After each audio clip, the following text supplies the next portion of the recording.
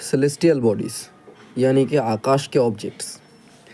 आसमान में जो सूरज, चांद, तारे और दूसरे चमकने वाले ऑब्जेक्ट्स दिखते हैं उन सब को सेलेस्टियल बॉडीज़ कहा जाता है। इनमें से कुछ बहुत बड़े होते हैं और गर्म गैसेस और रोशनी से बने होते हैं। जैसे सूरज यानी कि सन एक बड़ा सेलेस्टियल बॉडी है जो अपनी रोशनी और गर्मी से पूरे सोलर सिस्टम को एनर्जी देता है। चांद यानी कि मून खुद का लाइट नहीं होता लेकिन सूरज की रोशनी से चमकता है। तारे यानी कि स्टार्स अपना लाइट खुद प्रोड्यूस करते हैं, इसी वजह से रात के आसमान में चमक करते हैं। तो सिंपल लफ्ज़ों में सेलेस्टियल बॉडीज़ वो सारे ऑब्जेक्ट्स हैं जो आसमान में चमकते हैं, कुछ अपनी रोशनी से जैसे तारे और कुछ दूसरे की रोशनी से जैसे चाँद। सोलर सिस्टम यानी कि सूरज का परिवार। सोलर सिस्टम सूरज के आसपास घूमने वाले 8 प्लैनेट्स, सैटेलाइट्स और भी छोटे सेलेस्टियल बॉडीज़ जैसे एस्टेरॉयड्स, मीटेरॉयड्स से मिलकर बना है। सूरज इस सिस्टम के सेंटर में है, सब कुछ उसके इर्द गिर्द घूमता है। सूरज बहुत बड़ा और बहुत गर्म गैसेस मोस्टली हाइड्रोजन और हीलियम से बना है। उसके पास एक पुलिंग फोर्स यानी कि ग्रेविटी होती है जो सब प्लैनेट्स को अपनी तरफ खींच कर रखता है। इसी ग्रेविटी की वजह से पूरा सोलर सिस्टम एक साथ जुड़ा है। सिंपल लफ्ज़ों में सूरज बीच में है, प्लैनेट्स उसके चक्कर लगाते हैं और सूरज की ग्रेविटी सबको एक लाइन में रखती है। प्लैनेट्स यानी कि ग्रह। हमारे सोलर सिस्टम में टोटल 8 प्लैनेट्स है। ये सब सूरज के इर्द गिर्द घूमते हैं अपने अपने ऑर्बिट में। सूरज से डिस्टेंस के हिसाब से प्लैनेट्स का ऑर्डर कुछ ऐसा है। मरकरी यानी कि बुध सबसे छोटा और सूरज के सबसे करीब प्लैनेट। वीनस यानी कि शुक्र अर्थ के साइज़ के लगभग और सबसे गर्म प्लैनेट। अर्थ धरती जहाँ ज़िंदगी मौजूद है। मार्स मंगल लाल रंग का प्लैनेट इसलिए रेड प्लैनेट कहते हैं। जुपिटर यानी कि बृहस्पति सबसे बड़ा प्लैनेट, गैस जायंट। सैटर्न यानी कि शनि अपनी ब्यूटीफुल रिंग्स के लिए फेमस।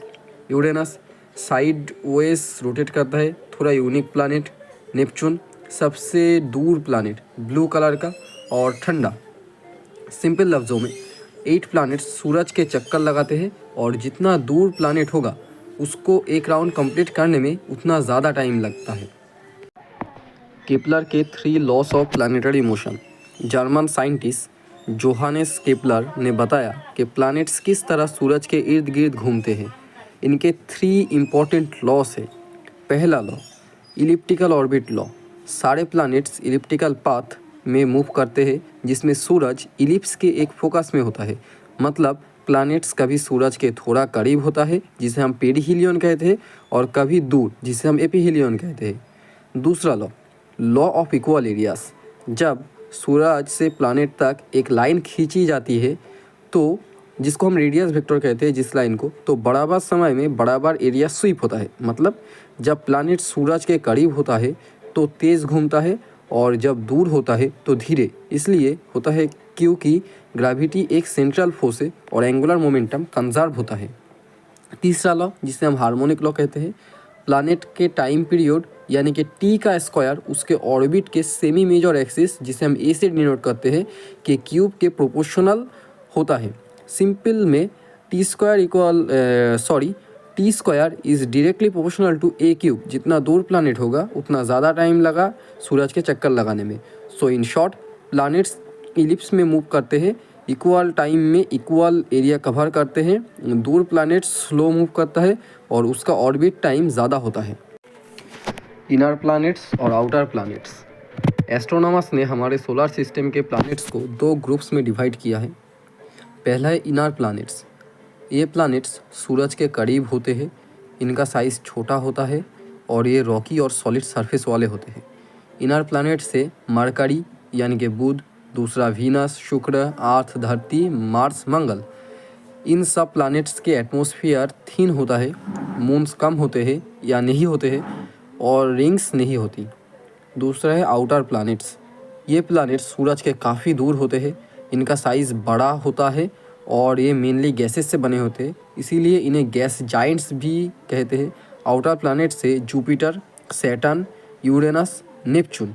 इनके पास thick atmosphere, strong gravity, rings और बहुत सारे मून्स होते हैं। सिंपल वर्ड्स में अंदर के प्लैनेट्स छोटे और रॉकी, बाहर के प्लैनेट्स बड़े और गैसी। तो ऐसा ही है। एस्टेरॉइड्स और मीटेरॉइड्स। एस्टेरॉइड्स क्या होते हैं? एस्टेरॉइड्स बहुत सारे छोटे छोटे पत्थर जैसे बॉडीज़ होते हैं जो सूरज के चक्कर लगाते हैं, बिल्कुल प्लैनेट्स और सैटेलाइट्स की तरह। ये मोस्टली मार्स और जुपिटर के बीच एरिया में मिलते हैं, जिसे एस्टेरॉयड बेल्ट कहते हैं। यानी अगर आप मार्स से जुपिटर तक जाओ तो वहाँ स्पेस में हज़ारों पत्थर घूम रहे होते हैं। मीटेरॉइड्स क्या होते हैं? मीटेरॉइड्स भी छोटी पत्थर के टुकड़े होते हैं जो सूरज के इर्द गिर्द घूमते रहते हैं। कभी कभी ये अर्थ के एटमॉस्फेयर में घुस जाते हैं और जल के चमक उठते हैं, जिसे हम शूटिंग स्टार कहते हैं। सिंपल वर्ड्स में एस्टेरॉइड्स बड़े पत्थर मोस्टली मार्स और जुपिटर के बीच में मिलते हैं। मीटेरॉइड्स छोटे टुकड़े कभी कभी अर्थ तक आ जाते हैं। Terrestrial planets. इनर प्लैनेट्स के बारे में ये बोला जा रहा है। जो 4 इनर प्लैनेट्स से मरकरी, वीनस, अर्थ और मार्स, इनको टेरेस्ट्रियल प्लैनेट्स कहा जाता है। टेरेस्ट्रियल का मतलब होता है ज़मीन जैसा, यानी इन सब का सरफेस सॉलिड होता है, बिल्कुल अर्थ की तरह। लेकिन ध्यान रहे, हर प्लैनेट का एनवायरनमेंट अलग है। कोई बहुत गर्म जैसे वीनस, कोई बहुत ठंडा जैसे मार्स। ये प्लैनेट्स ज़्यादातर हेवी मेटल्स एंड आयरन और निकल से बना होते हैं और इनके पास या तो कोई मून नहीं होता या बहुत कम मून्स होते हैं। सिंपल वर्ड्स में टेरेस्ट्रियल प्लैनेट्स वो होते हैं जिन पे खड़ा हो सकते हो, सॉलिड सरफेस वाले, छोटे साइज़ के और हेवी मेटल से बने होते हैं। आउटर प्लैनेट्स, जोवियन प्लैनेट्स या गैस जाइंट्स। जो बाहर के प्लैनेट्स से जुपिटर, सैटर्न, यूरेनस और नेपच्यून, उनको जोवियन प्लैनेट्स या गैस जाइंट्स कहा जाता है। ये सब बहुत बड़े प्लैनेट्स होते हैं और गैसियस लेयर्स से ढके हुए रहते हैं, जैसे उनके ऊपर एक गैस का ब्लैंकेट हो। इन सब के पास रिंग्स भी होती है और बहुत सारे मून्स भी। लेकिन इंटरेस्टिंग बात यह है कि इनमें से सिर्फ 2 प्लैनेट्स, जुपिटर और सैटर्न, नेकेड आइस यानी बिना टेलीस्कोप दिखे जा सकते हैं। यूरेनस और नेपच्यून को लोगों ने बाद में डिस्कवर किया था और तब साइंटिस्ट को समझ आया कि सोलर सिस्टम उनकी सोच से भी ज़्यादा बड़ा है। सिंपल वर्ड्स में ये आउटर प्लैनेट्स गैस से बने हुए ह्यूज प्लैनेट्स है जिनमें रिंग्स और डजन्स ऑफ मून्स रहते हैं, एकदम रॉयल फैमिली जैसे ऑफ सोलर सिस्टम। अक्सर लोग सोचते हैं मरकरी सबसे गर्म है, लेकिन एक्चुअली वीनस सोलर सिस्टम का सबसे गर्म प्लैनेट है। क्यों? मरकरी के पास एटमॉस्फेयर नहीं है। सूरज के इतने करीब होने की वजह से गैसेस सर्वाइव नहीं कर पाती। वीनस के पास थिक एटमॉस्फेयर है जो मोस्टली कार्बन डाइऑक्साइड से बना है। CO2 एक ग्रीन हाउस गैस है, ये हीट ट्रैप कर लेती है और एस्केप नहीं होने देती, इसीलिए प्लैनेट बहुत गर्म हो जाता है। साइज़ के हिसाब से वीनस का साइज़ अर्थ के लगभग बराबर है, इसीलिए उसे अर्थ का ट्विन भी कहा जाता है। सिंपल वर्ड्स में वीनस अर्थ के साइज़ के करीब, लेकिन सबसे गर्म प्लैनेट क्योंकि उसके dense CO2 atmosphere heat trap कर लेती है। तो दोस्तों, आज का क्लास यही ख़त्म होता है।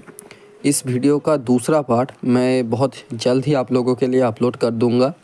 तो उसी वीडियो के डिस्क्रिप्शन में मैं इस पूरे चैप्टर का PDF नोट्स भी प्रोवाइड कर दूंगा, जो कि एक बहुत अच्छा स्टडी मटेरियल हो सकता है आप लोगों के लिए। तो आशा करता है कि आपको ये वीडियो अच्छा लगा होगा। तो ठीक है, आज के लिए बस इतना ही। जय हिंद।